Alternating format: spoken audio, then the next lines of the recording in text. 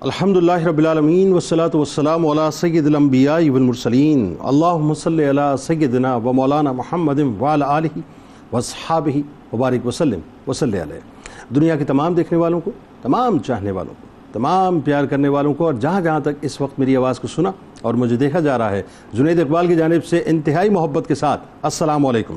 ایک بار پھر ناظرین، آپ کو پر نور صبح نور کے ساتھ میں دل کی گہرائیوں سے خوش آمدید کہتا ہوں، اور آئیے بلا توقف چلیں گے حضرت ابو انیس محمد برکت علی علیہ رحمہ کی تالیف اسماء النبی کریم صلی اللہ علیہ وآلہ وسلم سے رسول اللہ صلی اللہ علیہ وآلہ وسلم کا ایک اسم مبارک پڑھنے اور سننے کی سعادت حاصل کرتے ہیں۔ سیدنا المبعوث بالرحمہ صلی اللہ علیہ وآلہ وسلم، ہمارے سردار رحمت کے ساتھ مبعوث فرمائے گئے، درود و سلام بھیجے اللہ آپ صلی اللہ علیہ وآلہ وسلم پر، آپ صلی اللہ علیہ وآلہ وسلم کی آل پاک پر اور صحابہ کرام رضوان اللہ تعالیٰ علیہم اجمعین پر۔ حضرت سلمان فارسی رضی اللہ تعالیٰ عنہ سے روایت، رسول کریم صلی اللہ علیہ وآلہ وسلم نے ارشاد فرمایا کہ بے شک اللہ تعالیٰ نے جس دن آسمانوں اور زمینوں کو پیدا فرمایا، اسی دن 100 رحمتیں بھی پیدا فرمائیں، ان میں سے ہر ایک رحمت آسمان اور زمین کے برابر ہے۔ اسی رحمت کی وجہ سے ماں اپنی اولاد پر رحم کرتی ہے، اور جب قیامت کا دن ہوگا تو اللہ تبارک و تعالیٰ اس رحمت کے ساتھ اپنی تمام رحمتوں کو مکمل فرمائے گا۔ ناظرین کرام، آج انتہائی ممتاز بارگاہ میں چلیں گے، اور ہمیں پتہ چلنا چاہیے صاحب کہ ہمارے گھروں میں یہ جو دین متین کی صدائیں گونجتی ہیں بنیادی طور پہ کن ہستیوں کا صدقہ، یعنی حضرت میرا حسین زنجانی رحمۃ اللہ علیہ کی بارگاہ میں مل کے ہم نے چلنا ہے، یعنی دین مصطفیٰ صلی اللہ علیہ وآلہ وسلم کی اشاعت و تبلیغ کا سلسلہ ناظرین، جن میں ظاہر اولیاء کرام نے ایک بہت بڑا کردار ادا کیا، اور جو اولیاء کرام ہندوستان تشریف لائے اور جنہوں نے بھٹکے ہوئے لوگوں کے دلوں میں نور محمد صلی اللہ علیہ وآلہ وسلم کی شمع روشن اور منور فرمائیں، انہیں مشرف با اسلام کیا، ان اولیاء کرام کی عظیم ترین فہرست میں ایران کے صوبے زنجان سے آنے والے بزرگوں میں سادات کے گھرانے کے چراغ، امام علی مقام امام حسین علیہ السلام کے گلشن کے مہکتے پھول حضرت میرا حسین زنجانی رحمۃ اللہ علیہ، اور صوبہ حجویر سے حضرت داتا گنج بخش علی حجویری رحمۃ اللہ علیہ سر فہرست ہیں۔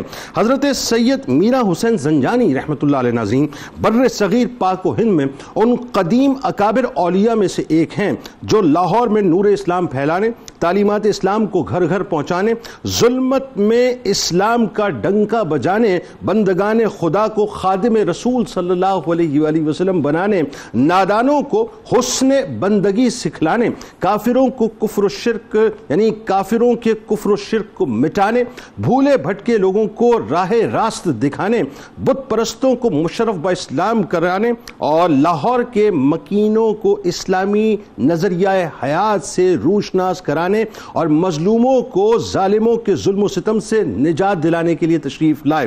ناظرین کرام، ایک بات ذہن میں رکھیے، اور یہ ایک فارمولا ہے جس کو آپ اپنے ذہن میں سیٹ کر لیجئے۔ گھر کا ماحول کسی بھی بچے کی پہلی درسگاہ ہوا کرتا ہے۔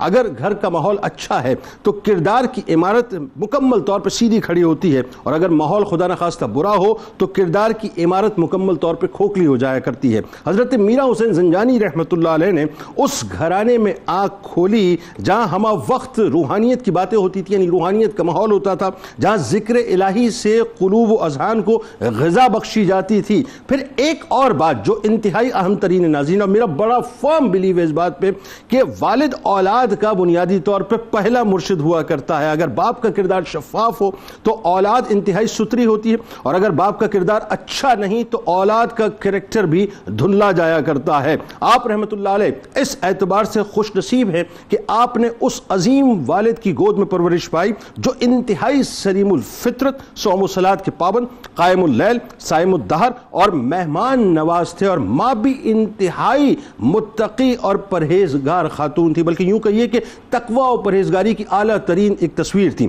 ناظرین کرام، حضرت میرا حسین زنجانی رحمۃ اللہ علیہ وہ ہستی ہیں جن کی آمد اور جن کے کردار کی رفت کی بشارت خود ان کے دادا حضور نے ان کے والد کو خواب میں اس طرح سے عطا فرمائی کہ وہ دنیاوی مال و اسباب اور جاہ و حشمت سے بے نیاز رہ کر سیدنا سیدنا امام حسین علیہ السلام سیدنا مولا کائنات مولا علی کرم اللہ وجہ الکریم اور حضور نبی کریم صلی اللہ علیہ وآلہ وسلم کے اسوہ حسنہ کے مطابق زندگی گزارے گا۔ آپ نے 44 برس تقریباً، یعنی ایک روایت میں 40 ایئرز آتا ہے اور ایک روایت میں 44 ایئرز آتا ہے، یعنی تقریباً 44 برس آپ نے لاہور میں قیام فرمایا اور کافرستان میں اسلام کے چراغ روشن فرمائے۔ کتب الاولیاء، شیخ الاتقیاء، سرور صوفیہ، عاشق سرور کون و مکان حضرت خواجہ سید میرا حسین زنجانی رحمۃ اللہ علیہ اولیاء کرام کے اس ہراول دستے میں شامل تھے جنہوں نے ہندوستان کے بت کدے میں نعرہ تکبیر کو بلند کیا، بت پرستوں کو خدا پرست بنانے کے لیے، اعلاء کلمت الحق اور سربلندی اسلام کے لیے اپنے آبائی شہر کو تمام تر آسائشوں کے باوجود چھوڑا۔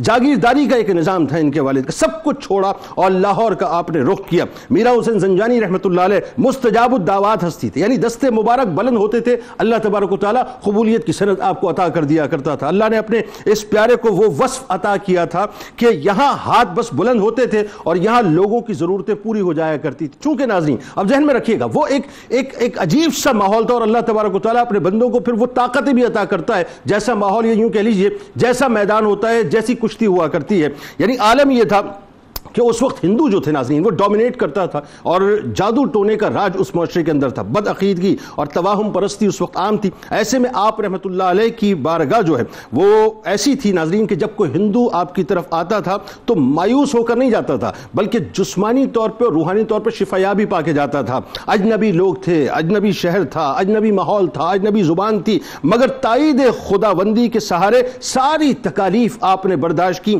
مسلسل 3.5 برس کی تک محنت کے بعد آپ کو کچھ حاصل نہیں ہوا، لیکن آپ نے سرنڈر نہیں کیا، ہتھیار نہیں ڈالے، بلکہ وہ جو پتھروں کو پوجنے والے تھے، جن کے دل پتھروں کو پوج کر پتھر ہو چکے تھے، آپ نے اپنا کام جاری رکھا اور ان کے دلوں کو انتہائی موم کر دیا۔ پھر وہ وقت آیا کہ لاہور میں دین اسلام کی شمع روشن ہونے لگی۔ سادات گھرانے کے اس چراغ کی بدولت ناظرین کفرستان لاہور میں تبلیغ دین کی بنیاد رکھ کر اسے مکمل طور پر نورستان میں تبدیل کر دیا۔ وہ دل جو کفر و شرک سے سومنات بن چکے تھے، ان مردہ دلوں کو نور ایمانی سے اس طرح جلا بخشی کہ ہزاروں لوگ اللہ اور اس کے رسول صلی اللہ علیہ وآلہ وسلم کی غلامی کا طوق پہن کے دیگر تمام غلامیوں سے مکمل طور پہ اپنے آپ کو آزاد کرا چکے تھے۔ جن گھروں میں بھجن کی آوازیں بلند ہوا کرتی تھیں وہاں آذانوں کی صدائیں گونجنے لگیں۔ وہ لوگ جو آپ رحمت اللہ علیہ کے دست حق پرست پر مشرف با اسلام ہوتے، آپ رحمت اللہ علیہ انہیں عبادات کے سلیقے بتاتے، بندگی کے سلیقے بتاتے، ان کی مورل گراؤنڈز کے اوپر تربیت کیا کرتے تھے۔ آپ نے ہمیشہ اپنے پاس آنے والوں کو صداقت اور ایمانداری کا سبق دیا اور ان کی عادات میں سے جو ہندوانہ رسومات تھیں اس کو ختم کرنے کی کوشش کی۔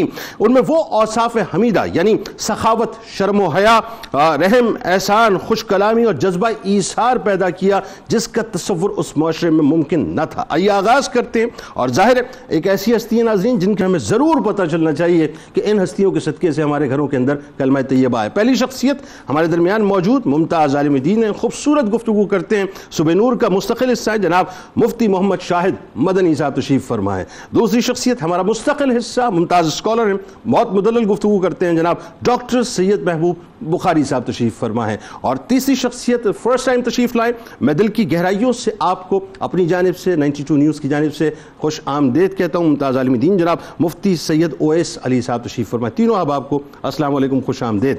آغاز کرتے ہیں صاحب، آج ظاہر ہے سید زادے کی بارگاہ میں ہدیہ عقیدت پیش کریں گے اور 2 سید زادے اس وقت ہمارے درمیان ماشاءاللہ موجود ہیں۔ تو سب سے پہلے حضرت میرا حسین زنجانی رحمۃ اللہ علیہ، خاندان سادات کے ایسے چراغ کے جن کے نسب پاک کو بیان کرتے ہوئے یقیناً ہمارے الفاظوں کو رفت اللہ تعالیٰ عطا کرے گا۔ ایک تو ان کے دادا کے بارے میں بھی بتائیے، ان کے والد کے بارے میں بھی بتائیے، ان کی والدہ کے بارے میں بتائیے خاص طور پہ، پھر جو دادا کی طرف سے یعنی اپنے آنے والے پوتے کے لیے خاص بشارت خواب میں جو ہے اپنے بیٹے کو انہوں نے دی، بتائیے ذرا۔ بسم اللہ الرحمن الرحیم، هو القادر هو الحق هو المعین۔ حضرت سید میرا حسین زنجانی رحمۃ اللہ تعالی علیہ کا آپ ذکر خیر کر رہے ہیں۔ میں ابتداً یہ بات کہنا چاہوں گا کہ اہل پاکستان کو بالخصوص اور پورے ہندوستان کو بالعموم آپ رحمہ اللہ تعالی کی سیرت پڑھنی چاہیے۔ اس کی وجہ یہ ہے کہ آپ کا اس بر صغیر پر یہ احسان عظیم ہے کہ جس کی بنا پر کثیر لوگوں نے اسلام قبول کیا، اور آج یہاں پر جو اسلام نظر آ رہا ہے اس میں آپ کا بہت بڑا کردار ہے۔ سبحان اللہ۔ چونکہ آپ کے نام نامی اسم گرامی میں میرا آتا ہے، تو علامہ اقبال رحمہ اللہ نے ایک شعر میں بڑی خوبصورت بات ارشاد فرمائی کہ فقر کے ہیں معجزات تاج و سریر و سپاہ، فقر ہے میروں کا میر، فقر ہے شاہوں کا شاہ۔ اللہ آپ فرماتے ہیں کہ جو فقر اختیار کر لیتا ہے تو پھر اس کے معجزات یہ ہوتے ہیں کہ تاج بھی اس فقیر کا ہوتا ہے، تخت بھی اس فقیر کا ہوتا ہے، اور اللہ کی فوج بھی اس فقیر کی ہوتی ہے۔ سبحان اللہ جی، اور پھر وہ جو فقیر ہوتا ہے وہ میروں کا میر ہوتا ہے اور شاہوں کا شاہ ہوتا ہے۔ سبحان اللہ، کیا اور آپ ایسے میرا ہیں کہ جن کو میرا کا لقب آپ کے شیخ عطا کر رہے ہیں، اللہ شیخ ابو الفضل ختلی رحمۃ اللہ تعالی علیہ۔ چونکہ آپ سادات گھرانے سے ہیں اور حضرت امام موسیٰ کاظم رضی اللہ تعالی عنہ کی اولاد سے ہیں، اور 5 واسطوں سے آپ کا سلسلہ نسب امام موسیٰ کاظم سے مل جاتا ہے۔ سبحان اللہ۔ تو اب آپ سوچئے کہ آپ اس نسب سے ہوتے ہوئے سلسلۃ الذہب کا حصہ بنتے ہیں۔ امام حسین علیہ السلام، جی ہاں، اور پھر مولا کائنات، مولا کائنات۔ پھر اسی طرح آپ کے والد ماجد حضرت علی محمود رحمۃ اللہ تعالی علیہ، جنہیں سید علی محمود موسوی کہا جاتا تھا، وہ اپنے زمانے کے بہت بڑے عالم، فاضل اور بہت بڑے صوفی تھے۔ پھر ان کے والد محترم جو آپ کے دادا ہیں حضرت سید ابو جعفر برقعی رحمۃ اللہ تعالی علیہ، کہ جن کے حسن کا عالم یہ تھا کہ وہ اپنے حسن کی وجہ سے کہ جو ہے اپنے چہرے پر ایک پردہ ڈال کر رکھتے تھے، اسی لیے انہیں برقعی کہا جاتا تھا۔ برقعے کو برقع کہا جاتا ہے کہ اس سے چہرے کو چھپایا جاتا ہے، تو اس نسبت سے برقعی کہا جاتا تھا۔ اور پھر آپ جانتے ہیں کہ سادات کے حسن کا عالم، سادات کی روحانیت کا عالم، اور پھر وہ گھرانہ کہ جہاں پر یوں سمجھیے کہ تمام افراد قائم اللیل اور صائم الدہر ہوں، تو پھر روحانیت کا عالم کیا ہوگا۔ اللہ۔ اب جو فقر کی بات ہے، میں اکثر ایک بات عرض کرتا رہتا ہوں کہ اللہ تعالیٰ نے قرآن کریم فرقان حمید لکھا ہوا نہیں اتارا، صحیح، بلکہ پڑھا ہوا اتارا۔ ٹھیک۔ کیوں؟ اس لیے کہ قیامت تک ایک علم کا حصہ ہے جس نے سینہ بسینہ منتقل ہونا ہے۔ ٹھیک۔ اسی لیے عربوں کیا کہا جاتا ہے کہ العلم فی الصدور لا فی السطور، کہ جو اصل علم ہے وہ سطروں میں نہیں ہے، وہ سینوں میں ہے۔ بھائی کیا تو آپ رحمت اللہ تعالی علیہ کو اس علم کا ایک وافر حصہ روحانی طور پر بطریق صدر ملنا تھا، تو اس بنا پر اللہ نے گویا کہ آپ کا انتخاب فرمایا۔ اور فقر جو ہے یہ محض اللہ کا فضل ہوتا ہے اور اکثر حال والوں کو ملتا ہے۔ اور آپ کی جب ہم سیرت پڑھتے ہیں تو میں یہ بات اکثر کہتا ہوں کہ آج کے زمانے کے جو اہل قال ہیں انہیں طریق حال کو اپنانا ہوگا اور شیوخ کی بارگاہ میں جانا ہوگا۔ جب وہ تربیت کو عملی طور پر پائیں گے تو اندر سے بدلیں گے، جب وہ اندر سے بدلیں گے تو پھر وہ لوگوں کو اپنے رنگ میں رنگیں گے، اور وہ ان کا رنگ نہیں ہوگا، وہ اللہ کا رنگ ہوگا جو ان پر چڑھا ہوا ہوگا۔ یعنی اندر سے خود کو بدلیں گے تو دوسروں کو بدلنے کی پھر استطاعت رکھیں گے۔ عربوں میں کہا جاتا ہے نا کہ الاناء یترشح بما فیہ، کہ برتن میں جو ہوتا ہے وہ باہر آتا ہے۔ کیا کہنا؟ اس میں چائے ہے تو چائے باہر آئے گی، پانی ہوگا تو پانی باہر آئے گا، تو اندر کا جیسا رنگ ہوگا وہ باہر تشریف لائے گا۔ آپ رحمت اللہ تعالی علیہ کے والد ماجد کا اسم گرامی علی محمود موسوی رحمہ اللہ، آپ کی والدہ ماجدہ جو ہے ان کا اسم گرامی مریم حضرت صغرا رضی اللہ تعالی عنہا، انہیں کہا فاطمہ صغرا رضی اللہ تعالی عنہا کہا جاتا تھا۔ آپ کے دادا جان رحمت اللہ تعالی علیہ حضرت ابو جعفر برقعی رحمت اللہ تعالی علیہ۔ میں بالاختصار اس خواب کی جانب آ جاتا ہوں جس کی طرف آپ نے اشارہ کیا کہ آپ کی ولادت سے قبل آپ کی آمد کی بشارت آپ کے دادا دے رہے ہیں، جو آپ کے والد کے شیخ بھی ہیں اور ان کے سگے والد بھی ہیں دادا۔ یہ کیسی بات ہے؟ وہ تشریف لائے اور خواب میں اپنے بیٹے کو کہا کہ اللہ کی رحمت سے تمہارے یہاں ایک بیٹے کی ولادت ہونے والی ہے۔ اس کا مطلب یہ ہے کہ عالم روحانیت کو جو ایک کنیکشن ہے وہ موجود ہے، اور وہ یہ جانتے ہیں کہ اللہ تعالیٰ نے آپ سے کتنا بڑا کام لینا ہے۔ تو جب ان کی تمہارے یہاں ولادت ہو تو ان کا جو رجحان ہے وہ دنیا کی طرف نہیں ہوگا، آخرت کی طرف ہوگا، اور اللہ تبارک و تعالیٰ اپنے فضل سے انہیں روحانیت کا ایک خاص حصہ عطا فرمائے گا، اور وہ جو فطرت لے کر پیدا ہو رہے ہیں اس میں مولائے کائنات علی المرتضیٰ شیر خدا رضی اللہ تعالی عنہ اور امام حسین رضی اللہ عنہ اور سب سے بڑھ کر سرور دو عالم صلی اللہ علیہ وسلم کا اسوہ حسنہ شامل ہوگا۔ تو جب آپ نے یہ خبر سنی تو شکر ادا کیا اور سجدہ شکر بجا لائے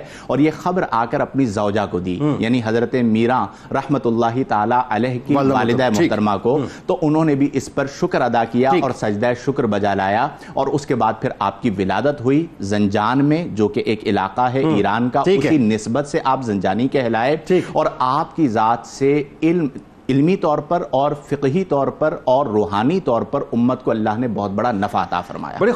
بڑی خوبصورت ابتدائی گفتگو ہو گئی، اور اس میں جو خاص بات آپ یہ دیکھیے کہ یہ ظاہر ہے اللہ والوں کی شان اللہ والے ہی جانے، اللہ اور اس کے رسول صلی اللہ علیہ وسلم جانے، کہ جو بات خواب میں دادا حضور نے اپنے پوتے کی آمد سے پہلے فرما دی تھی کہ وہ اسوہ رسول صلی اللہ علیہ وآلہ وسلم پر ہوں گے، یعنی میراں حسین زنجانی رحمۃ اللہ علیہ آگے جا کے بات کرتے ہیں کہ ایگزیکٹلی سرکار مدینہ صلی اللہ علیہ وآلہ وسلم کی سنتوں کے عکس جمیل تھے، اس میں کوئی دوسری رائے نہیں ہے۔ اچھا، ذرا ابتدائی تعلیم و تربیت، ظاہر اس خواب سے ہی ریلیٹ کر کے کہ ایک ایسے بچے کی پیدائش ہو رہی ہے جن کو اللہ تبارک و تعالیٰ نے ایک بہت بڑا مقام عطا کرنا ہے، یہ ہمارے سب کے ذہن میں رہے سننے والوں کے۔ اب ان کی تعلیم و تربیت کا سلسلہ ہے، ان کے تحصیل علم کا سلسلہ ہے، تو وہ کیسے ہوئی ذرا یہ بتائیے، کس طرح سے تیاری ہوئی؟ پھر بیت مرشد، یعنی ایک تو یہ ظاہری علوم کی بات آ گئی، اب اس کے بعد باطنی علوم کے لیے بیت مرشد کا سلسلہ ہوتا ہے، پھر بیت مرشد کے بعد بھی آپ یہ دیکھیے کہ وہیں آپ قیام کرتے ہیں، وہیں پر سلوک کے منازل طے کرتے ہیں، پھر ایک خاص مقصد کے لیے آپ کو باقاعدہ تیار کیا جاتا ہے۔ کیا ہوا وہ؟ بسم اللہ الرحمن الرحیم۔ اسلام کی ابتدائی جو دور ہے اور اس میں بالخصوص جو وحی نازل ہوتی ہے وہ ہے اقرأ باسم ربک الذی خلق، بے شک، اور مفتی صاحب نے بڑے باکمال انداز میں فرمایا کہ اس کا مطلب ہوتا ہے لکھا ہوا پڑھنا نہیں بلکہ پڑھے ہوئے کو پڑھنا، یعنی وہ چیزیں جو کہ آپ کے دل کے اوپر ہوتی ہیں انہیں پڑھنا۔ سبحان۔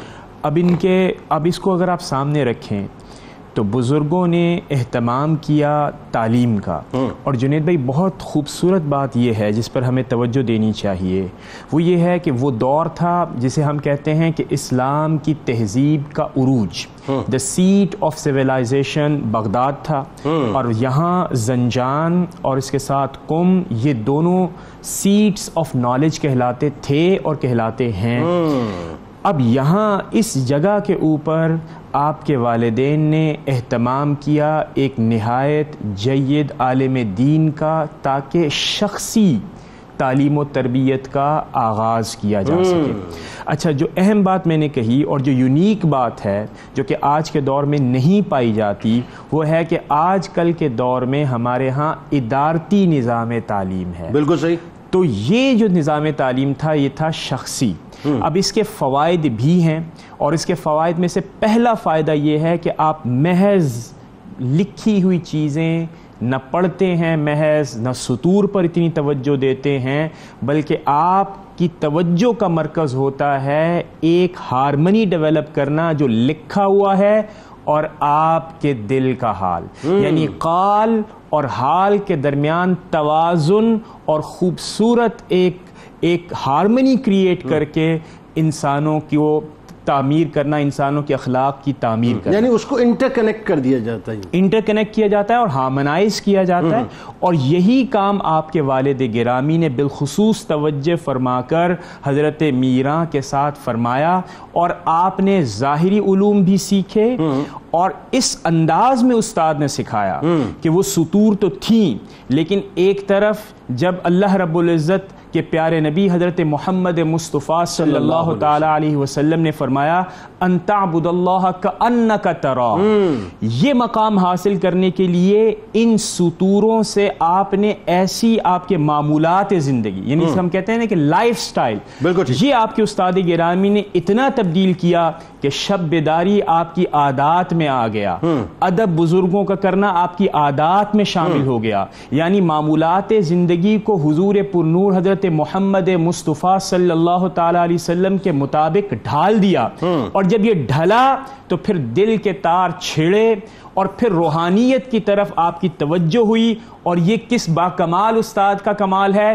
جو کہ خود بھی ظاہر کو جانتا ہے, لیکن ظاہر کو اس لیے جانتا ہے کہ آپ کا جسم اور آپ کی روح اس پر گواہی اور شاہد بن جائیں. اور یہ آپ کے استاد نے کمال کیا. یعنی اگر میں یہ کہوں تو اس زمانے میں نالج بیس کریکولم جو ہے اس پہ زیادہ زور دیا جاتا تھا میں اس کو علمی تحصیل کے لیے. میں یہ کہتا ہوں کہ انفارمیشن بیس تھا, لیکن اس کی گہرائی اور اس کا تعلق روحانیت کے ساتھ تھا. بالکل صحیح. یعنی بیسیکلی آپ نے ورچوز کو انکلکیٹ کرنا ہوتا ہے, ان اقدار کو اپنے کردار کا حصہ بنانا ہوتا ہے کہ آپ سچ, عدل, انصاف, وعدے کو نبھانے کے لیے آگے بڑھیں تو بے ساختہ آپ کی جو شخصیت ہے اس سے یہ کردار کی صفت چھلکنا شروع ہو جائیں.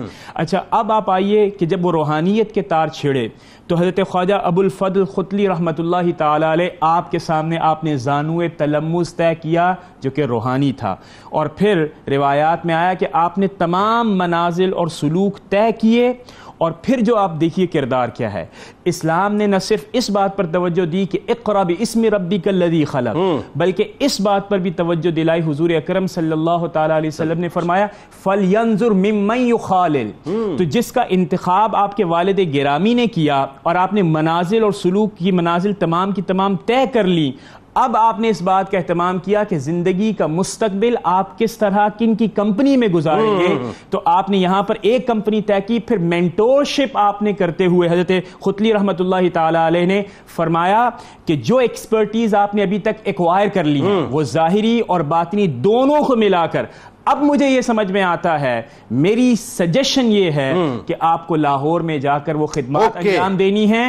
اور اس مینٹورشپ کو میں یہ کہتا ہوں کہ اس میں حکمت بھی شامل ہے, اس میں علم بھی شامل ہے, اور اس میں انڈیویجول اٹینشن شامل ہے جو کہ ہمارے صوفیاء اور اولیاء کا ہمیشہ سے معمول رہا. یوں کہہ لیجئے کہ روحانی جو روڈ میپ ہے اس کو ڈیزائن کر کے آپ کے پیر و مرشد نے آپ کے سامنے رکھ دیا. اس پہ آگے جا کے بات کریں گے, لیکن اس سے قبل میں چاہتا ہوں کیونکہ شاہ صاحب موجود ہیں تو ذرا دل چاہ رہا ہے کہ میرا حسین زنجانی رحمۃ اللہ علیہ کے حلیہ مبارک پہ بھی تھوڑی سی گفتگو ہونی چاہیے. کیسے دکھتے تھے, جو ہمارے کتب جب ہم پڑھتے ہیں تو کچھ آپ کے حلیے کے بارے میں آتا ہے, ایک تو یہ بتائیے. دوسرا, آپ کی ہستی کی جو سادگی تھی وہ بڑی باکمال تھی صاحب, اور آج کے دور میں میرا خیال ہے جو ایک بہت بڑا مسنگ فیکٹر ہے, بہت بڑا. یعنی میں اللہ ماشاءاللہ جو لوگ ظاہر آج بھی اس بات کو سمجھتے ہیں, لیکن یہ مجھے لگتا ہے بہت بڑا مسنگ فیکٹر ہے کہ ہم کر و فر میں, دکھاوے میں, نمود و نمائش میں بہت چلے گئے.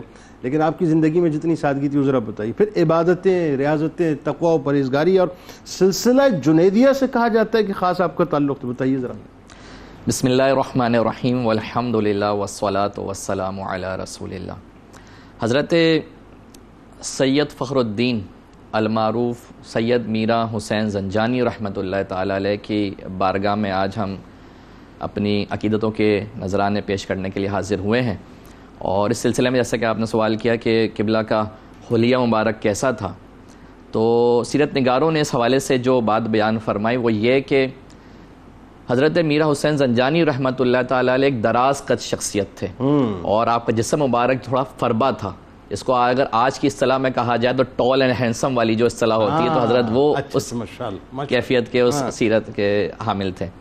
اچھا, اس کے علاوہ آپ کی جو پیشانی مبارک تھی وہ کشادہ تھی, اور چہرہ مبارک منور تھا, پرنور تھا. اچھا, سوال یہ ہے کہ پرنور کیوں تھا؟ اس کی دو وجوہات سامنے آتی ہیں. ایک وجہ تو یہ ہے کہ قبلہ کا چونکہ ایک تعلق سادات گھرانے سے تھا, بے شک اس میں کوئی سید تھے, آل رسول تھے, بے شک, اور وہی جو شعر سرکار اعلیٰ حضرت امام احمد رضا رحمہ اللہ نے بیان فرمایا کہ تیری نسل پاک میں ہے اللہ بچہ بچہ نور کا, تو ہے عین نور, تیرا سارا گھرانہ نور, تیرا سب گھرانہ نور کا. اللہ, تو وہ فیضان تھا آل رسول کا کہ آپ کا چہرہ پر نور تھا. اور دوسری وجہ جو آپ کے چہرے کی نورانیت کی تھی وہ یہ تھی کہ حضور جان عالم علیہ الصلوۃ والسلام کا فرمان ہے, مسلم شریف کی روایت ہے, الصلاۃ نور, کہ نماز نور ہے. تو قبلہ میر حسین زنجانی رحمۃ اللہ تعالی چونکہ اللہ تبارک و تعالی کے حضور سجدہ شکر میں رہتے, سجدہ عبادت میں رہتے, اپنی زندگی کے ایام زیست جو ہے وہ اللہ کے حضور سجدے میں گزارتے, اس کی عبادت میں گزارتے, تو وہ کیسے ممکن نہ تھا کہ نماز میں ہوتے اور نماز کا اثر آپ کے چہرے پہ ظاہر نہ ہو. تو اس لیے حضور کی جو سیرت تھی اور صورت تھی وہ پر نور تھی. اور اگر مزید ہم آگے بڑھتے ہیں آپ کے زہد و تقوی کے حوالے سے، تو اللہ تبارک و تعالیٰ کا فرمان ہمیں قرآن مجید فرقان حمید میں ملتا ہے کہ ان اکرمکم عند اللہ اتقاکم، کہ بے شک اللہ تبارک و تعالیٰ کے نزدیک زیادہ کرامت والا وہ ہے، زیادہ عزت والا وہ ہے کہ جو تقوی میں اعلیٰ ہے، اللہ، جو پرہیزگاری میں اعلیٰ ہے۔ سبحان اب یہ تو اولیاء اللہ کے گروہ سے تعلق رکھنے والے لوگ ہیں نا، تو کیسے ممکن ہے کہ اللہ پاک کے نزدیک یہ عزت والے نہ ہو، کرامت والے نہ ہو، تو لا محالہ ان کا تقوی بھی پھر عرفہ و اعلیٰ ہوا کرتا۔ اور جو تقوی و طہارت ہے، تقوی و پرہیزگاری ہے، وہ کیوں عرفہ و اعلیٰ نہ ہوتی کہ جس گھرانے میں آپ نے آنکھ کھولی، آپ کی والدہ حضرت مریم صغریٰ رضی اللہ تعالیٰ عنہ ایک انتہائی پارسا خاتون، ایک زہد تقوی سے معمور خاتون، اور اسی طرح آپ کے والد ماجد ایک ولی کامل۔ تو جب اولیاء کے گھرانے میں ولادت ہو رہی ہے بچپن سے، فرام دا ویری بگننگ جو ان کی اپ برنگنگ ہو رہی ہے وہ زہد و تقوی کے ساتھ ہو رہی ہے، تو کیسے ممکن نہ ہو کہ وہ متقی نہ ہو۔ اور پھر آپ کا جو عبادت اور ریاضت کا معاملہ رہا وہ یہ رہا کہ آپ حضور جان عالم علیہ السلام کی سنت پر حتی الامکان عمل کرتے، اور آپ کا طریقہ یہ ہوا کرتا کہ اول شب میں تھوڑا سو لیتے اور پھر رات میں اٹھ کر شب بیداری کرتے۔ اللہ، اور اسی طرح آپ کا ایک معمول یہ ہوا کرتا کہ آپ جو ہے وہ قلیل الغذا تھے، جو ہمیں اولیاء اللہ کی ایک صفت نمایاں نظر آتی ہے، وہ یہ کہ آپ قلیل الطعام ہوا کرتے۔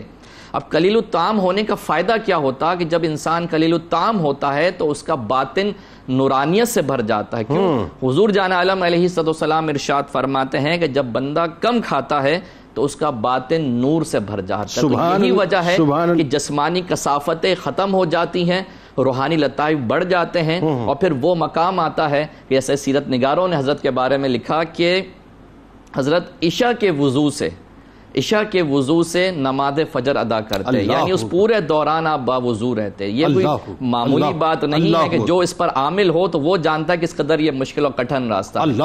اور پھر ہم جب مزید آگے بڑھتے ہیں اور سلسلہ جنیدیہ کے بارے میں بالخصوص گفتگو کرتے ہیں، تو آپ کے جو پیر و مرشد تھے حضرت ابو فضل ختلی رحمۃ اللہ تعالی علیہ، وہ ان کا تعلق چونکہ حضرت جنید بغدادی رحمۃ اللہ تعالی علیہ جو بانی سلسلہ جنیدیہ ہیں ان سے تھا، تو اسی سے فیضان جاری ہوا، اور فیضان اس قدر آپ کا بڑھا کہ آپ کے مریدین میں سے حضرت داتا علی حجویری رحمۃ اللہ تعالی علیہ بھی شامل۔ اور پھر جب ہم آگے دیکھتے ہیں تو آپ کے اس سلسلہ جنیدیہ کے حوالے سے جہاں پر ہمیں حضرت میرا حسین زنجانی رحمۃ اللہ تعالی نظر آتے ہیں، داتا علی حجویری نظر آتے ہیں لاہور میں، اور پھر آپ کے دونوں جو بھائی ہیں حضرت یعقوب زنجانی اور حضرت موسیٰ زنجانی نظر آتے ہیں، وہیں پورے فیضان یہ سلسلہ جنیدیہ کو دیکھ کر حضرت مجدد الافسانی رحمۃ اللہ تعالی بیان فرماتے ہیں کہ پورے بر صغیر میں انوار و تجلیات کی بارش ہو رہی ہے، اور اس کے انوار لاہور سے آ رہے ہیں۔ سبحان اللہ جی، اسی لیے ہم کہتے ہیں نا ایکچولی لاہور اس لیے ہے کہ وہاں سے جو روحانیت کا ایک سمجھ لیجئے کہ خاص طور پہ سوتے پھوٹتے ہیں وہاں سے، اس نے یقیناً بر صغیر پاک و ہند کو روشن کیا۔ ہمارے ساتھ ناظرین جڑے رہیے، اور ظاہر ہے جن کے والدین اتنے عظیم ہو، حضرت علی محمود رحمۃ اللہ علیہ، حضرت مریم صغریٰ رحمۃ اللہ علیہ ان کی والدہ، پھر ان کے دادا حضور اتنے بڑے ولی وقت، پھر دیکھیے بشارتیں کیسی ہیں۔ اور پھر یہ دیکھیے کہ اب اس موقع پہ آپ کو میں لیے چلوں گا انشاءاللہ لوٹنے کے بعد، کہ دین متین کے لیے، یعنی صرف نسب پاک اعلیٰ نہیں ہے صاحب، کردار دیکھیں کتنا اعلیٰ ہے کہ دین متین کے لیے زنجان چھوڑا، اپنا علاقہ چھوڑا، سینٹرل ایشیا چھوڑا، پھر وہ جو ٹریول کرتے کرتے کرتے کرتے مصیبتیں اور صحبتیں برداشت کرتے کرتے بر صغیر کی سرزمین پہ پہنچے، بر صغیر میں بھی اسپیسیفکلی لاہور پہنچے صاحب۔ یہ جو مارکا آپ نے لڑایا صاحب، یہ آسان نہیں تھا۔ ہمارے ساتھ رہیے، درود پاک سرکار کی بارگاہ میں لوٹ کے انشاءاللہ سلسلے کو وہیں سے جوڑیں گے۔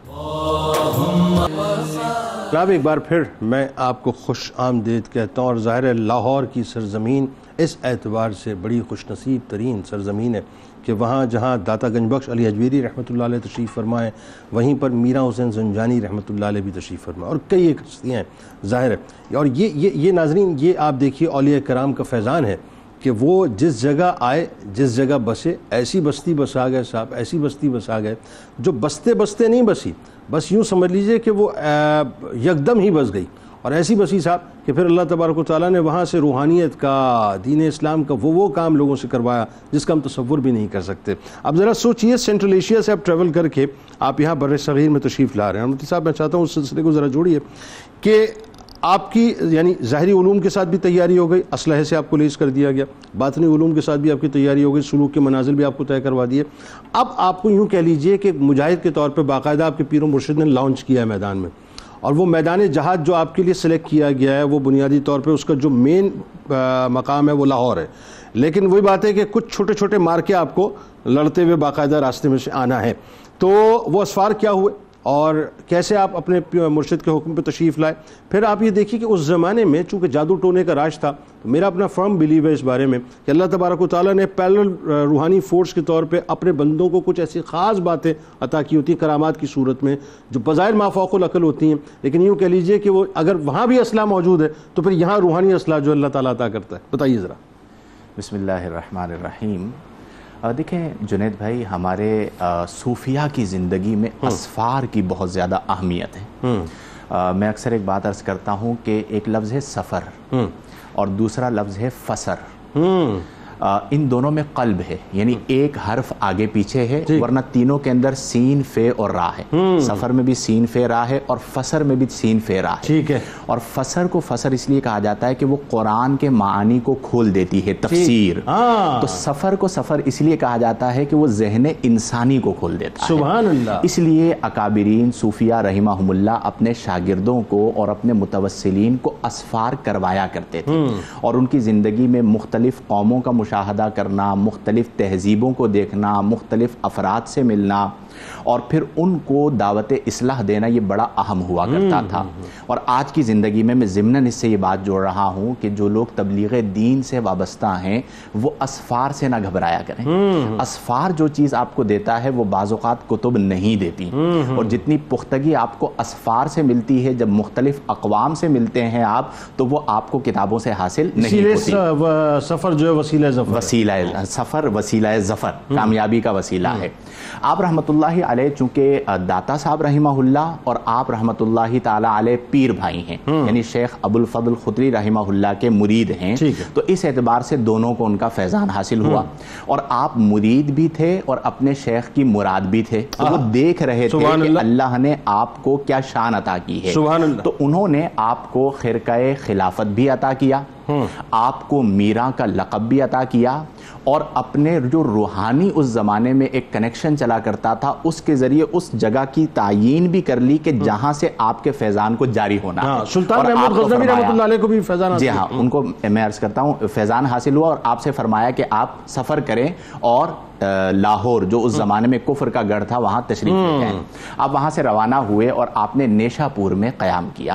اب آپ چونکہ گزر رہے ہیں تو اب پتہ نہیں کس کے پاس کس کا روحانی حصہ موجود ہے، تو جس کا روحانی حصہ جس کے پاس موجود ہوتا ہے اللہ تعالیٰ اس سے ملاقات کروا دیتا ہے۔ تو محمود غزنوی رحمہ اللہ کو اپنا روحانی حصہ شیخ جو ہے وہ حسین میراں زنجانی رحمہ اللہ سے ملنا تھا، تو آپ نے نیشا پور میں قیام کیا، اور ایک مسجد میں آپ تقریر فرما رہے تھے، تو اس خطاب میں شاہ محمود غزنوی جو ہے وہ موجود تھے، تو وہ آپ کی تقریر سے بڑے متاثر ہوئے اور تقریر کے بعد آپ سے ملاقات کی اور آپ سے دعا کروائی۔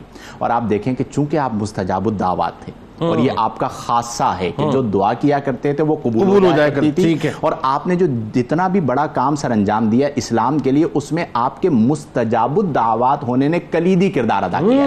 لوگ اسی سے متاثر ہو کر آپ کی بارگاہ میں آیا کرتے تھے کہ جس کو کہیں سے شفا نہیں ملتی یہ اللہ والے ہاتھ اٹھا دیا کرتے تھے، اللہ شفا عطا فرما دیا کرتا تھا۔ میرا دی کوئی اسی لیے بسی تھی۔ جی ہاں، چاہے میرا آج بھی مشہور ہے، آگے جا کے بات کرتے ہیں۔ جی، تو آپ نے ان کے لیے دعا کی، اور اس دعا کی وجہ سے شاہ محمود غزنوی رحمہ اللہ کو غلبہ حاصل ہوا۔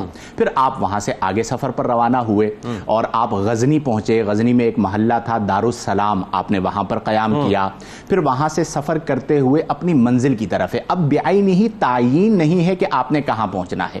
آپ افغانستان کے راستے سے ہوتے ہوئے موجودہ پاکستان پشاور میں تشریف لائے، درہ خیبر میں۔ پھر وہاں سے ہوتے ہوئے آپ مرگلہ تشریف لائے۔ پھر مرگلہ کے بعد آپ نے جو ہے راوی کو کشتی کے ذریعے عبور کیا اور آپ لاہور تشریف لائے. جب آپ وہاں پر تشریف لائے تو جادو کا زمانہ تھا اور کرتب دکھائے جاتے تھے. اب اللہ والوں کے سامنے اور ان کی ایک پھونک کے سامنے بڑے سے بڑے جادوگر کا جادو کیسے چل سکتا ہے؟ تو لوگوں میں مشہور تھا کہ یہاں پہ فلاں جادوگر ہے اور وہ اپنے منہ سے آگ نکالتا ہے. اب آپ چونکہ تبلیغ اسلام کے لیے تشریف لائے تو آپ نے اس سے ملاقات کی اور آپ نے اس کو دعوت اسلام دی. اب یہاں پر یہ بات سمجھ میں آئی کہ جب آپ تبلیغ کے فریضے کو سر انجام دے رہے ہوتے ہیں تو آپ کو شرم نہیں کرنی چاہیے کہ میں کس سے مل رہا ہوں. بالکل ٹھیک. آپ گلیوں میں گئے, آپ لوگوں سے ملے, آپ نے فردن دعوت دی اور ابتداً 3 سال میں کوئی بڑی کامیابی حاصل نہیں ہوئی لیکن اپنے مقصد کے مطابق آپ کام کرتے رہے. تو آپ نے اسے اسلام کی دعوت دی تو اس نے انکار کر دیا. آپ نے کہا میں نے سنا ہے کہ تم منہ سے آگ نکالتے ہو, یہ کرتب مجھے بھی دکھاؤ ذرا. تو اس نے کہا کوئی مسئلہ ہی نہیں ہے. اس نے منہ سے آگ نکالی, آپ نے پھونک مار دی. بس آپ کی پھونک مارنا تھا. اس کے بعد اس نے لاکھ کوشش کر لی, اس کے منہ سے آگ نہیں نکلی. اس نے جان لیا کہ یہ جو شخصیت ہیں یہ کوئی پہنچی ہوئی اور بزرگ شخصیت ہے. تو اس نے آپ سے معافی مانگی. جب اس نے معافی مانگی تو آپ نے کہا چلو کلمہ پڑھو. ٹھیک, یہ موقع تھا جب آپ نے پہلے موقع پر کلمہ پڑھایا اور اسے دائرہ اسلام میں داخل کیا. اب یہاں سے آپ کا چرچا شروع ہوا اور پھر آپ دیکھیں کہ اس زمانے میں چونکہ روحانی سسٹم ہوا کرتا تھا تو بطریق کشف آپ کے شیخ ابو الفضل خطلی رحمہ اللہ آپ کو دیکھ رہے ہیں کہ آپ کہاں پہنچ, گائیڈ لائن دے رہے ہیں اور انہوں نے پھر بطریق کشف آپ کو بتایا کہ ہاں یہی لاہور تمہارا مسکن ہے, یہیں پر تم نے خدمت کرنی ہے. شیخ یعقوب زنجانی آپ کے ساتھ موجود تھے, انہیں شمالی حصے میں. شیخ موسیٰ زنجانی آپ کے ساتھ موجود ہے, انہیں جنوبی حصے میں. اور خود جو ہے مشرقی حصے میں آپ نے قیام کیا جو چاہے میرا کہلاتا ہے. اور اللہ نے آپ کی ذات سے اسلام کی کرنوں کو ایسا عام کیا کہ آج پاک و ہند کے اندر جو اسلام نظر آتا ہے وہ آپ کی خدمت اور آپ کی تعلیم اسلام کا ذریعہ ہے. سبحان اللہ. اور یہ جو بات ابھی فرما رہے ہیں اسی بات کو تھوڑا سا اور کھولیے ڈاکٹر صاحب کہ میرا حسین زنجانی رحمۃ اللہ علیہ جب یہاں پر تشریف لائے ٹریول کرتے کرتے, آپ ہلمند سے ہوتے ہوئے پھر اس کے بعد پشاور ہے, مرگلہ ہے, پھر اس کے بعد لاہور آپ جب تشریف لاتے ہیں تو یہ ایک ایسی جگہ ہے کہ جہاں پر آنے سے قبل آپ نے اس زبان کو باقاعدہ سیکھا. میں چاہتا ہوں اس پہ ذرا رک کے آپ تھوڑا سا کلام کیجئے گا کہ جو اسٹریٹجی آپ نے اپنائی ہے, جو تبلیغی حکمت عملی آپ نے اپنائی ہے وہ کیا تھی. دوسرا یہ کہ یہاں پر جب آپ رکیں تو مرشد جو ہے وہ باقاعدہ آپ کو ایک روحانی جو یوں کہیے کہ ٹرانسمیشن جو ہے وہ باقاعدہ ہو رہی ہے. یعنی یہ بالکل اس طرح کی بات ہے کہ آج کے دور میں بہت آسانی سے لوگوں کو بات سمجھ آ جائے کہ آپ واٹس ایپ پہ اگر ویڈیو کالنگ کرتے ہیں تو آپ ایک دوسرے کی شکل دیکھ لیتے ہیں اور آپ فزیکلی محسوس کر رہے ہوتے ہیں کہ جی آپ کو انسٹرکشنز مل رہے ہیں. فون پہ تو ویسے ہی بہت آسان ہے وائس کے ذریعے سے. تو وہ یوں کہہ لیجئے کہ اس وقت روحانی طور پہ جو ہے جو واٹس ایپ کالنگ تھی وہ بنیادی طور پہ مرشد کی طرف سے آپ کو دی جا رہی تھی. تو ذرا یہ بتائیے کہ حکم پہ تشریف لانا, پھر لاہور کے حالات کیا تھے اس زمانے میں, یہ خاص طور پہ لوگوں کو آپ بتلائیے کیونکہ آسان کام نہ تھا. پھر جو تبلیغی حکمت عملی جو اسٹریٹجی آپ نے اپنائی وہ کیا تھی؟ بسم اللہ الرحمن الرحیم.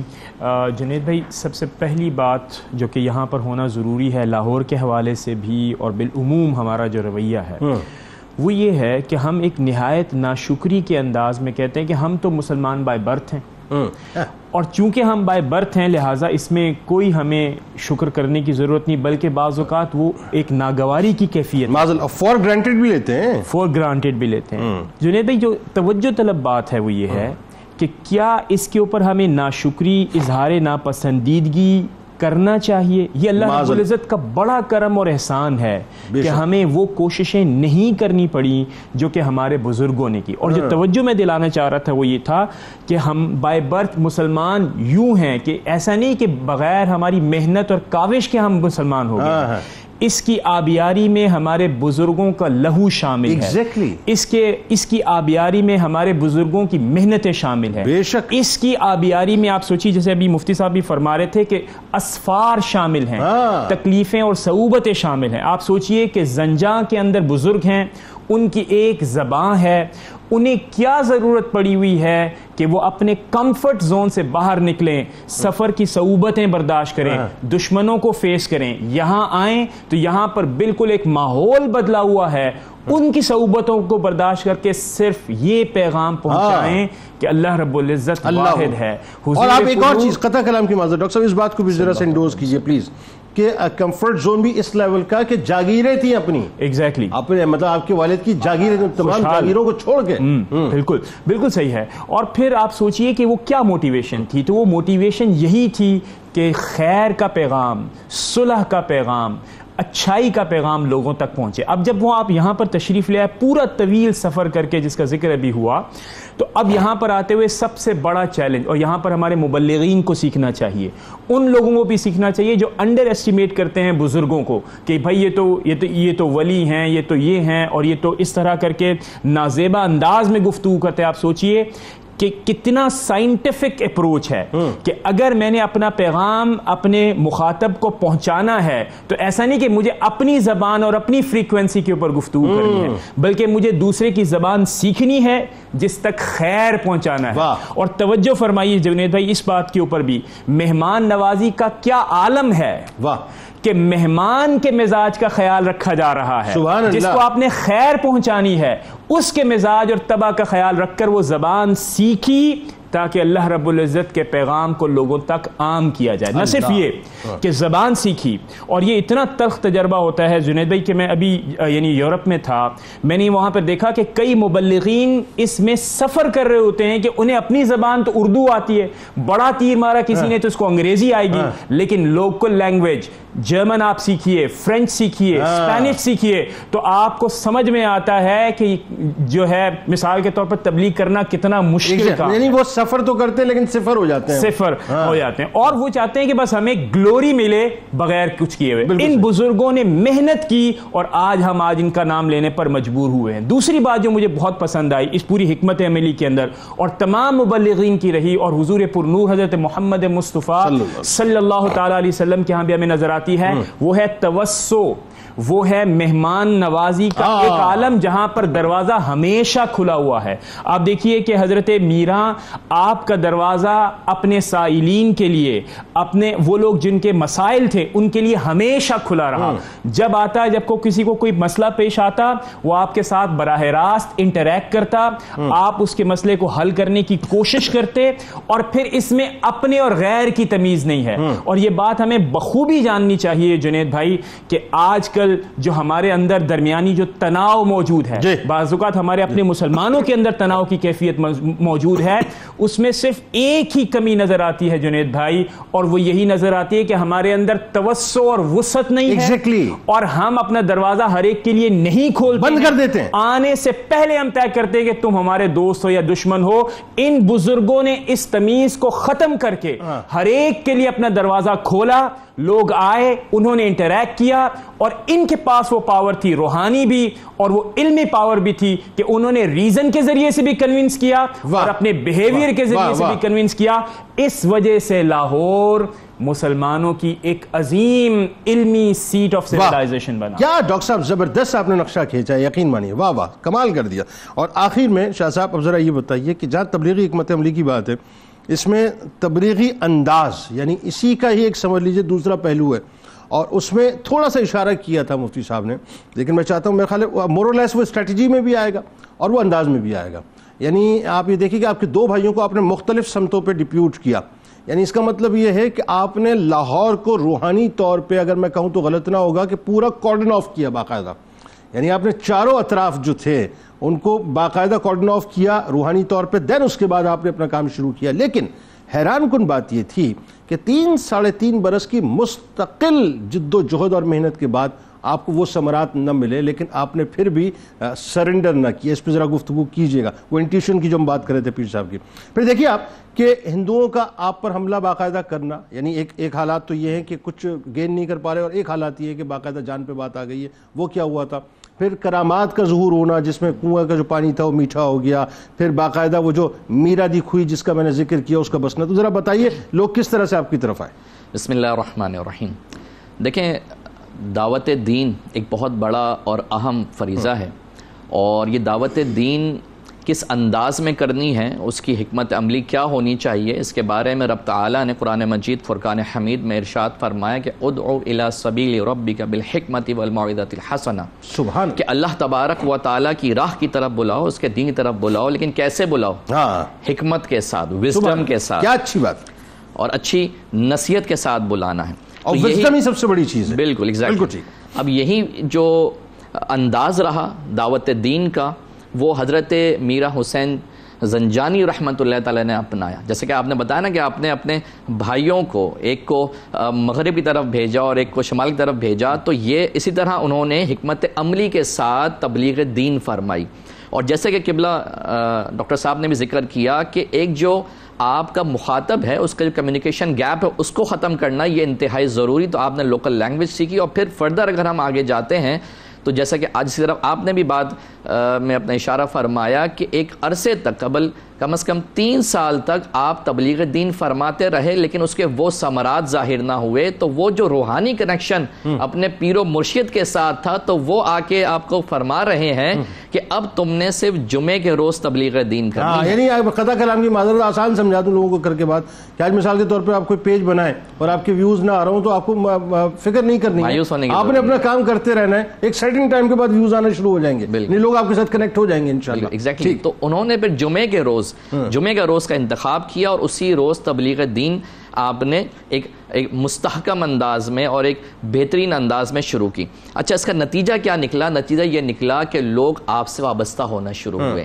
اچھا, مزید اس میں آپ نے اپنی جو تبلیغ دین کا جو معاملہ اختیار کیا اس میں لوگوں کے ساتھ خیر خواہی کا معاملہ کیا. اچھا, وہ کیا؟ لوگوں کے ساتھ خیر خواہی کا معاملہ یہ ہوا, اور یہ بہت ہی بنیادی بات ہے ایک داعی کے لیے. جو دعات ہیں ہمارے وہ اگر سن رہے ہوں تو وہ اس بات کو نوٹ کریں کہ جب کوئی شخص کسی مصیبت میں ہو, پریشانی میں ہو, علم میں ہو, رنج میں ہو, اگر اس کے پیچھے بیک کرنے والا کوئی ہوگا نا تو وہ کھڑا ہو جائے گا. ڈھارس دینے والا کوئی ہوگا تو کھڑا ہو جائے گا. وہ پھر آپ کی بات کو قبول کرے گا. وہ پھر سر کے کانوں سے آپ کی بات کو نہیں سنے گا بلکہ دل کے کانوں سے آپ کی بات کو سنے گا. تو یہی ہمارے بزرگوں کا طریقہ رہا کہ جب وہ دیکھتے کہ وہاں کوئی شخص علیل ہے, بیمار ہے, کوئی پریشانی میں ہے, تو یہ بزرگ جاتے اس کے پاس.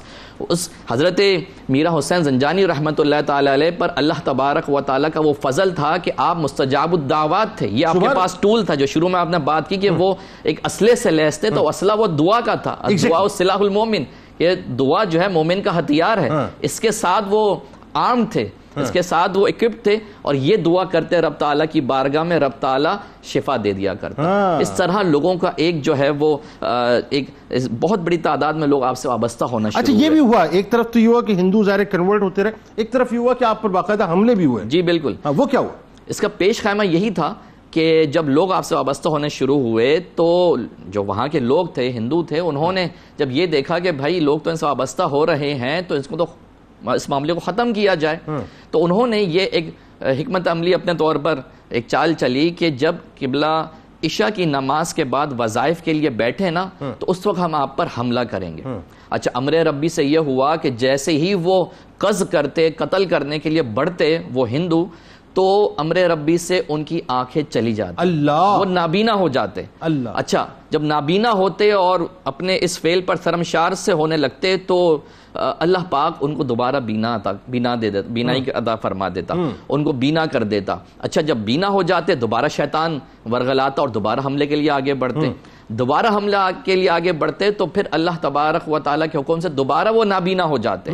یعنی یہ سلسلہ مستقل چلتا رہا حتیٰ کہ انہوں نے جان لیا کہ یہ واقعی کوئی بزرگ شخصیت ہے. یعنی اللہ اپنے پیارے کی حفاظت کرتا رہتا, لیکن ان کے لیے بھی ہدایت کا دروازہ جو ہے وہ کھلا رکھتا ساتھ. بالکل. تو جب وہ ان سے وابستہ ہوئے تو جب انہوں نے دیکھ لیا کہ واقعتاً یہ کوئی ایک مضبوط شخصیت ہیں اور ایک بزرگ شخصیت ہیں, تو وہ ان سے پھر ان کے ذریعے دامن اسلام سے وابستہ ہوئے. اچھا, رام چندر کوئی آپ کا معتقد تھا, وہ بھی مسلمان ہو گیا تھا, پھر اس کا نام عبداللہ رکھا. جی جی بالکل. جو وہاں کا لاہور کا جو یوں کہہ لیں آج کے دور کے اعتبار سے گورنر تھا یا حاکم تھا, وہ بھی آپ کے رویے سے, آپ کی تبلیغ دین سے مسلمان ہوا, اس کا نام پھر عبداللہ رکھا. اور اس کی بھی ایک تفصیل ہے کہ آپ نے اپنے آخری وقت میں اس کی بات مانی کہ جب آپ کا وقت نزا تھا, وہ ایک فرمائش کر رہا تھا کہ آپ کا وقت رخصت ہو اور گھر میرا ہو, تو لہٰذا آپ نے اس کی بات مانی اور آپ اس کے گھر چلے گئے اور وہاں آپ کا فائنلی صرف وہ بتا دیجئے وہ کنواں, یعنی یہ دیکھیے اس کھاری پانی نے جو ہے وہ اپنا جب اپنے اندر مٹھاس پیدا کی تو وہ تبلیغ کی ایسی مٹھاس پیدا ہوئی کہ لوگ جوک در جوک جو ہے پھر آپ کی طرف آئے. وہ کہ بالکل فائنلی بس آپ کا ایک حجرہ تھا جس کے ارد گرد لوگ آتے اور آپ کے عقیدت مند تھے. اب چونکہ ظاہر سی بات ہے لوگوں کا ایک جوگ در جوگ آنے کا سلسلہ تھا اور پھر جب وہ آتے تو ان کے لیے پانی کا انتظام کرنا ہوتا, تو آپ نے وہاں پہ کنواں کھدوایا.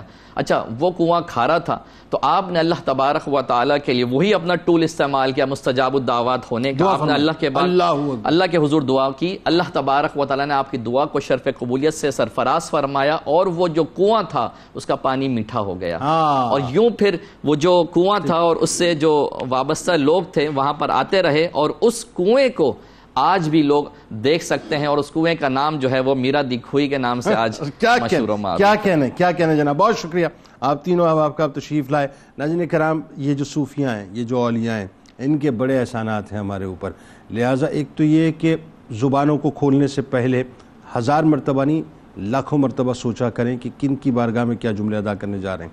اور کسی کی طرف سے اگر کوئی ایسے نشتر آتے بھی ہیں, آج کل چونکہ سوشل میڈیا پہ بہت سی ویڈیوز بڑی وائرل ہو رہی ہوتی ہیں, نہ توجہ دیا کریں صاحب, کیونکہ جو اصلی ہوتا ہے نا وہ کبھی بھی اپنے اوپر کیے جو جنہوں نے احسانات آپ کے اوپر کیے ہوتے ہیں ان کو کبھی فراموش نہیں کرتا. لہٰذا اپنے آپ کو اصل سے جوڑ کے رکھیے. کتاب الشفا کی جانب چلتے ہیں.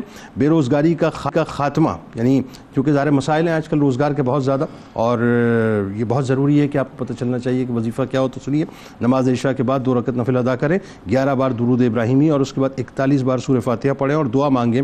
اس طرح یہ عمل 7 دن تک جاری رکھیں, انشاءاللہ اچھا روزگار مل جائے گا. حضرت ابوبکر صدیق رضی اللہ تعالی عنہ کا قول مبارک ہے کہ دنیا کو آخرت پر ترجیح نہ دینا ورنہ دونوں جہانوں میں خسارہ ہوگا. روزنامہ 92 نیوز میں آج مضمون ضرور پڑھیے گا حضرت میرا حسین زنجانی رحمۃ اللہ علیہ کے حوالے سے. ٹویٹر پہ ہمیں ضرور فالو کیجیے گا, فیس بک پیج کو لائک کیجیے گا, یوٹیوب چینل کو سبسکرائب کر کے بیل آئیکن کو ضرور کلک کیجیے گا. آپ وہاں موجود, ہم یہاں موجود ہیں, مل کے نعرہ لگائیں گے, لیکن اس سے پہلے ذرا روح سے تجدید عہد وفا کرتے ہیں.